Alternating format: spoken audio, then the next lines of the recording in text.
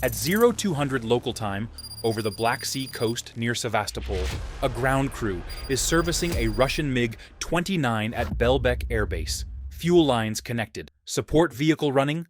Routine. Nobody on that tarmac knows a drone has already covered the distance and is seconds from impact. Then the sky lights up. What happens next isn't just the loss of one fighter jet. It's the reopening of a wound Russia has never been able to close. Because this airfield has a history that makes this strike far stranger and far more personal than it looks.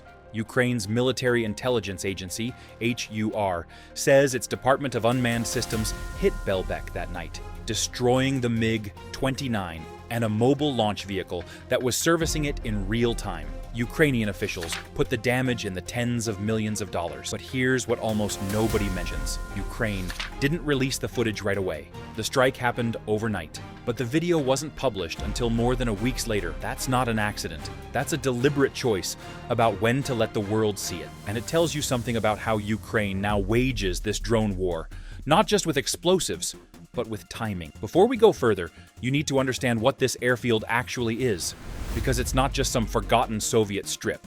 Belbek has been an active military airfield since 1941, first as a Black Sea Fleet fighter base, later folded into the Soviet Air Defense Forces. In the 1980s, it was significantly upgraded for a very specific reason, so Mikhail Gorbachev could use it personally, flying in and out on his way to his presidential dacha on Crimea's southern coast. This was, quite literally, a Soviet leader's private airstrip. Decades later, it's a modern Russian fighter base, being hunted by exploding quadcopter. Few people connect those two eras, but they're the same runway. Now here's the part that turns this from just another drone strike into something stranger. Belbek wasn't always Russian. Before 2014, this was a Ukrainian airbase, home to Ukraine's own 204th Tactical Aviation Brigade. And what did that brigade fly? MiG-29s. The exact aircraft Ukraine just destroyed there. When Russian soldiers stormed the base in February 2014, Ukrainian officer Yuly Mamchur famously marched his men, unarmed, toward the seized airfield in protest. Weeks later, Russia took full control. That brigade didn't vanish. It relocated to Lutsk in western Ukraine and still flies MiG-29s to this day. So in a strange, almost poetic sense, Ukraine just destroyed the same jet type that was taken from it, on the same runway it lost over a decade ago. This isn't Belbek's first time in the crosshairs. Not even close.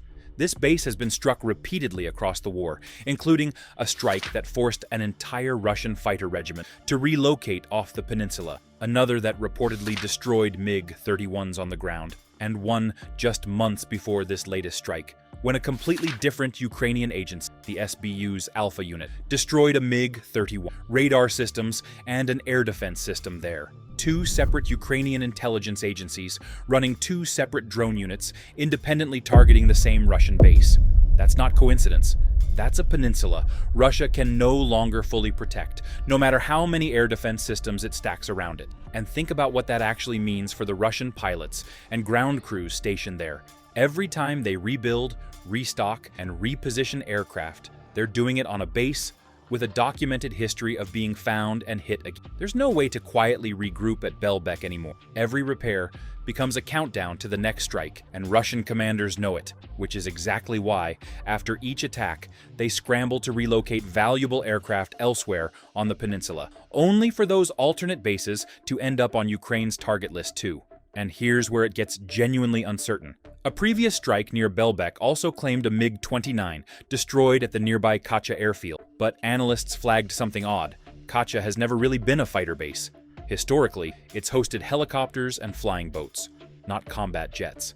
Some experts now suspect Russia may be parking decoy aircraft there specifically to absorb Ukrainian strikes meant for real targets elsewhere. If true, that means this drone war isn't just missiles versus jets anymore. It's a game of deception layered on top of it, where even confirming what was actually destroyed becomes part of the fight. And notice what didn't happen after this strike. No loud denial, no angry press conference, no claim of all targets intercepted. Russia's Ministry of Defense simply said nothing. For a base this symbolically important, one that sits at the heart of Russia's Black Sea air power, silence is its own kind of confirmation. It suggests Moscow would rather let the story fade quietly than draw more attention to how often and how easily Ukraine keeps getting through. So why does one destroyed MiG-29 matter? Because this strike landed at the opening of a broader, coordinated Ukrainian operation, meaning Belbek wasn't chosen at random. It was chosen because Russia has never been able to hold this base secure, not in 2014, and not now. And that, more than the smoke or the fireball, is the story Russia doesn't want you paying attention to.